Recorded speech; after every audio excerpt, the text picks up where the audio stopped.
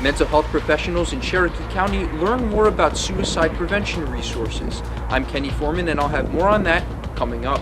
Plus, what a stock proposal means for a Carthage-based company and a business and nonprofit in the area. They might be eligible for compensation following some recent storms. The 4 states' most watched news starts now. Cherokee County behavioral and mental health professionals had the opportunity to learn more about the 988 Lifeline program. This is KOAM News. I'm Dow Quick. KOAM's Kenny Foreman tells us more about the various resources offered. In 2022, the National Suicide and Crisis Lifeline was shortened to just 3 digits, 988.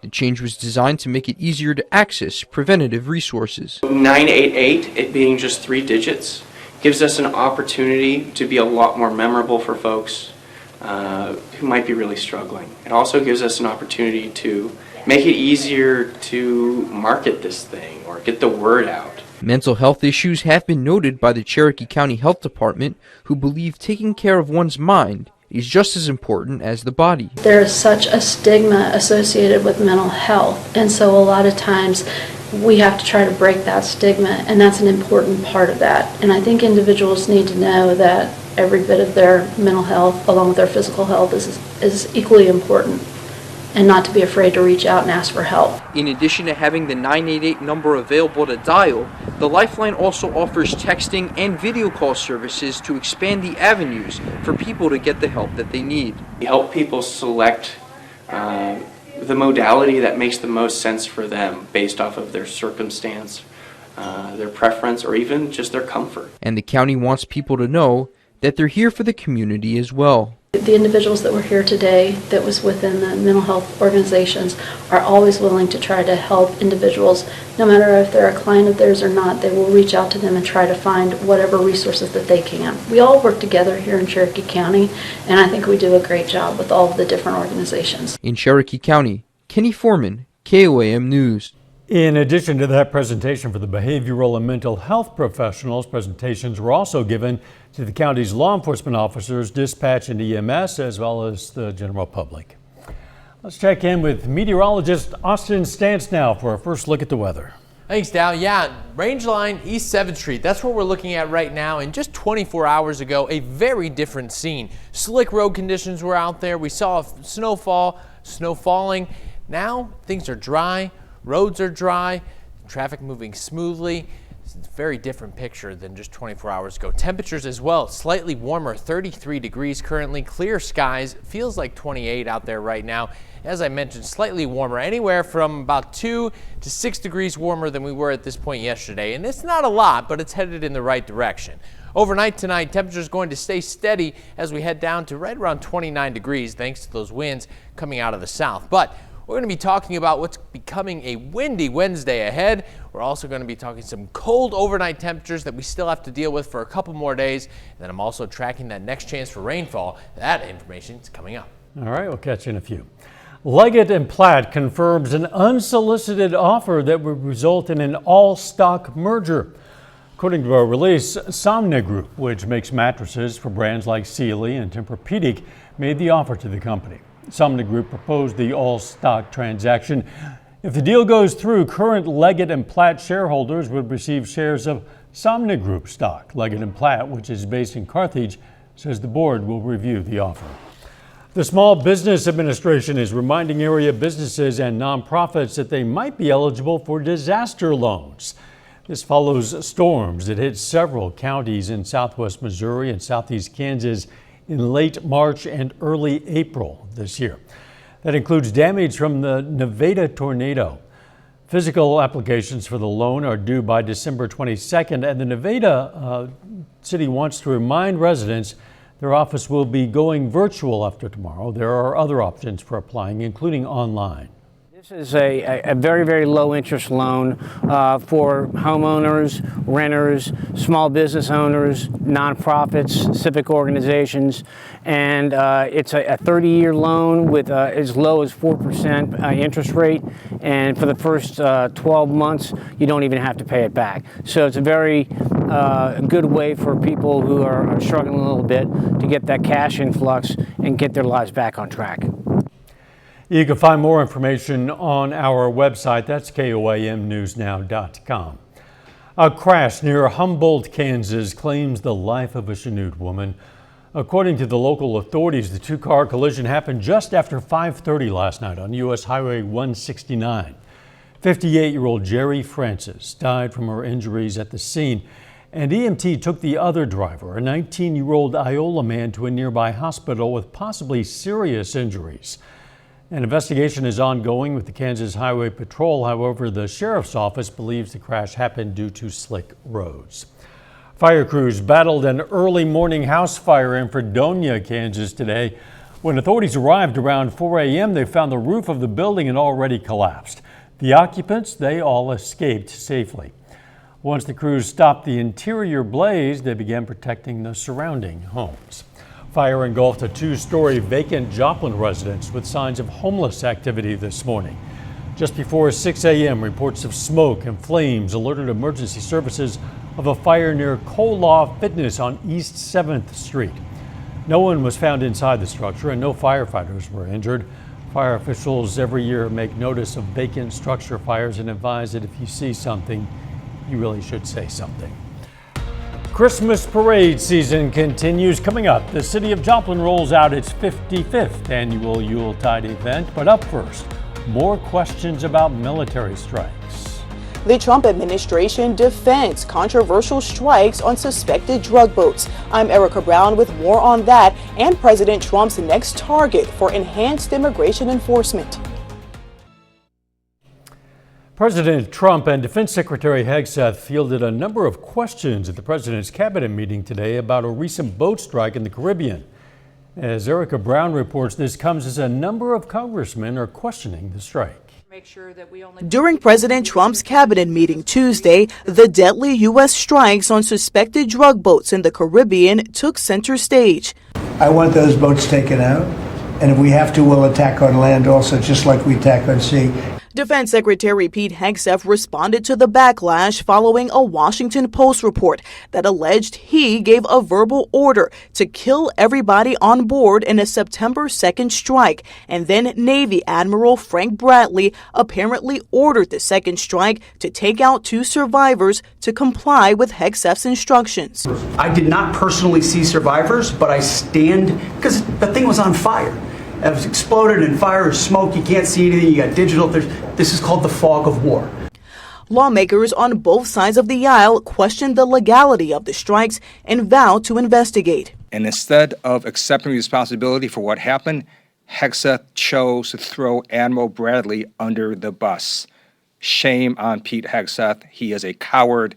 I think there's a broad consensus that it's illegal to kill people who are clinging to wreckage. During that cabinet meeting, President Trump also took aim at the Somali community in Minnesota as his administration directs ICE to target undocumented immigrants with enhanced operations in the state. They contribute nothing. I don't want them in our country, I'll be honest with you. The president's comments come days after the White House also announced it's halting all asylum decisions until they can ensure maximum vetting and screenings. Erica Brown, CBS News, the White House. A little later, Giving Tuesday was today, and for KOAM and its partners, that means another year of the Toy Box Toy Drive. After a clear and cool Tuesday, we're looking at some windy weather blowing into the 4 states. All that details coming up.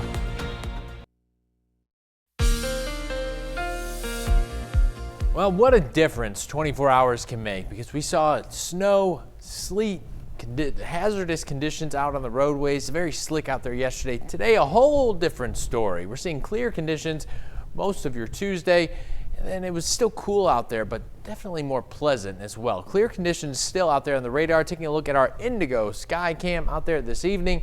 Again, things are clear this evening. It's still cool, but the good news, winds are out of the south, so our temperatures are staying steady this evening. So this morning, 21 degrees is what you woke up to. We saw our high right around 2:53 this afternoon, 42 degrees.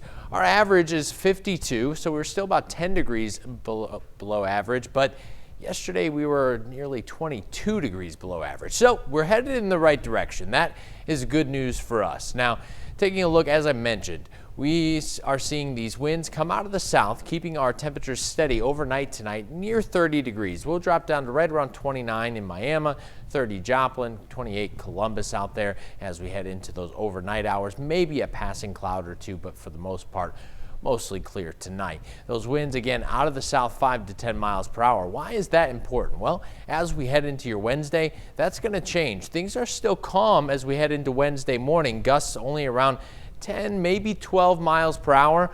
But as we head into the afternoon, take a look at this. This is that passing cold front that's going to come in here, and along with it bring some windy conditions and also change in direction. So we start seeing the winds out of the north, those winds gusting anywhere from 20 to 25 miles per hour starting around 6 o'clock, pushing through the evening. We'll see that last until about 2, 3 o'clock in the morning. So during that commute home, that's when we're going to start seeing those windier conditions for the rest of the evening into your early Thursday morning. Now, talking about what we can expect of what's ahead for us. Well, we have a short wave here. This is Wednesday into Thursday. Possibility of a flurry or two, just a scarce flurry. We're not going to talk about widespread snowfall or anything like that. So that's going to be a quick and passing system that we may not see much at all. Now, as we head into Saturday, this is the system we're watching. There's some low pressure that's going to try to move into the area. We're keeping a close eye on it because the trajectory of that low pressure is going to really matter in this case in determining how much, if any, precipitation we could see. So right now, models are showing Saturday evening into possibly Sunday morning. If that continues, we could see a wintry mix early Sunday morning. So keeping a close eye on that for us because models are not in complete agreement here, where we're seeing one model showing possibly some rain while 3 models not showing really any. So we're going to continue to keep an eye on that, getting some really good detailed information that comes in over the next 24 to 48 hours. Now, let's take a look at your next 10 days here. 48 degrees tomorrow, back down to 38 degrees on Thursday, back to 48 on Friday. So a little bit of a roller coaster ride down, but we're back in the 50s on Saturday. That's slight chance of rain. If we get through the back end of the cooler weekend, we get to look forward to some above average temperatures into next week. Yeah, temps in the mid to upper 50s, maybe 60. That'll be nice for sure. Yeah, it's definitely been a ride, but we'll take it. You bet. Thanks, Austin. After the consumer rush of Black Friday, Cyber Monday, it's now Giving Tuesday, a day when people are encouraged to give back. Well, today KOIM hosted the first of 3 Toy Box Tuesday telethons. It's an easy opportunity for you to call in, let us do the shopping for you, getting toys for kids. Thanks to your generosity, we raised more than $4,000 on our first day, helping to make Christmas a little brighter for area kids in need. Volunteers from Bishop and Hayes manned the phone. I think we all can remember kind of what it feels like to be a kid on Christmas and how much you look forward to it and the excitement as it builds up. And I mean, what a better way to help them celebrate than to, assist in getting them some presents. And so, I have a big heart for the kids in our area. And so, we're honored to be able to be a part of KOIM Toy Box to help that become a reality for kids. You can still make a donation by visiting our website, koimnewsnow.com/toybox, or you can call in next Tuesday during our noon, 5 and 6 o'clock newscasts. Joplin rolled out its annual Christmas parade this evening. This year's theme, 100 Years, Then and Now. The parade featured nearly 100 entries, including themed floats and marching bands. Freeman Health Systems employees have organized the parade since 2014, and they say they enjoy it as much as the parade goers. It's just a great night to celebrate the holidays and kick off the holidays with the community, and it's fun seeing friends and families here with their kids and the excitement waiting for Santa Claus to come through the parade too. Look at that! The Grinch was also there. This was the 55th Christmas parade for the city of Joplin. Funds generated from the parade go to benefit the Children's Miracle Network. KOIM has a list of Christmas parades from all over the 4 states. The next ones are tomorrow night in Oswego, Webb City, and Columbus. Just scan this QR code, head over to our website, koimnewsnow.com, to see the full list. Still ahead, the basketball season's underway in the 4 states. We're going to have highlights from a trio of games in the region. And the Carthage Tigers are heading back to the big game this Friday. We'll hear from the team coming up in sports. For the first time since 2019, the Carthage Tigers are back in the state championship game, following a Class 5A semifinals win over Cardinal Ritter on Saturday. Tigers have been dominant all year long on both sides of the ball, proving to be one of the most complete teams in the state of Missouri. But this team's determination all started last season, where the Tigers' playoff run ended short in the district championship. I couldn't ask for a better group of kids. Those guys make it so much fun to coach, come out here every day and work, and they're so close. I think that's the big thing, is they're so close, and they care about each other. They care about this football team, and they've had this goal since last year when we lost in the district championship game. They've had this goal. There's newspaper clippings up in their lockers. They wanted so badly to get back to this point. The chance for another state championship doesn't just mean the world to the players, but the entire Carthage community, who has rallied behind this team all year long. Now the Tigers are just one win away from finishing their season-long goal and securing their first championship in 6 years.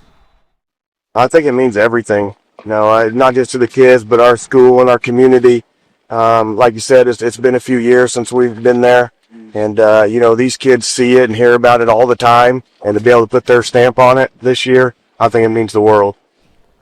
Carthage takes the field at Spratt Stadium on Friday against Platte County. Kickoff at 7 p.m. from St. Joe. Basketball season has tipped off across the 4 states at the high school and collegiate levels. And on Tuesday, the Missouri Southern men's squad returned to the court, hosting Ozark Christian College.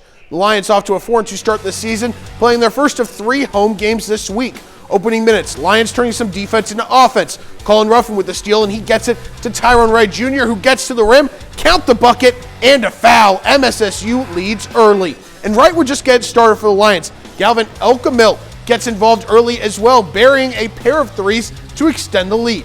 Ambassadors looking for some momentum. It's Trey Main. He's in transition, going behind the back and getting to the bucket with this up and under layup to cut into the deficit. Later in the half, Braden Williams intercepts the pass here, and he's going to find Hunter Fitch under the basket, and he slams it home. Lions cruise to a dominant win, 133-68, the final. It's the 49th annual Carl Junction Classic with the Bulldogs battling Nevada. Late fourth quarter, Carl Junction down by 5. J.C. Hokut finds Ravelyn Smith, who buries the 3 to cut the deficit to 2. Next Bulldogs possession. They go inside to Jaden Howard, and the senior rebounds her own miss, and she'll score on the second chance to tie it after trailing by as much as 16 in the second half. Tigers looking to regain the lead. It's Anna Swartz kicking it out to Grace Anderson, and her shot from beyond the arc is nothing but net to give Nevada the lead late in this one, and in the final seconds.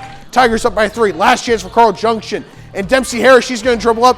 She's going to get a 3 off, but it's tipped as Nevada hangs on to beat Carl Junction 42-39. In the second game of the night, Neosho taking on Springdale. Opening minutes in this one, Wildcats working the ball around. Aspen Drake's skip pass finds Jolie Bond, and the bank is open as she connects on the triple. But here come the Bulldogs in transition. It's Kaya McCoy connecting with Deborah Ramirez. Ramirez, she's going to score the easy layup here as they get a lead. Springdale's going to go back in transition, though. Off a miss. It's this time with McCoy getting out in space. She'll get the easy bucket herself with this layup. Off a pass from Charlene Hudson, Bulldogs extend their lead. Neosho looking to respond. Off the inbounds, it's Brooklyn Crandall driving baseline. The junior stops and pops for the jumper to cut the lead. Still looking for a score in that one, but last we know it was Neosho trailing, looking to come back in the first quarter. All right, I guess we'll find out what happens. Yes, looking forward to seeing it. Hopefully Neosho picks up a comeback win in their first one of the year. We'll find out soon enough. We'll be right back. 'Tis the season. Missouri State Representative Ann Kelly trades the Capitol for the classroom today, serving as principal at Carthage Junior High School. It's part of a statewide push to show lawmakers what's really happening in public education. KOAM's Ty Parks has that story. Missouri Association of Secondary School Principals put out this initiative to invite elected officials to tour public schools. And it's just the idea of showing them what is happening in public schools. We think that public schools are very important to the future of all of our futures.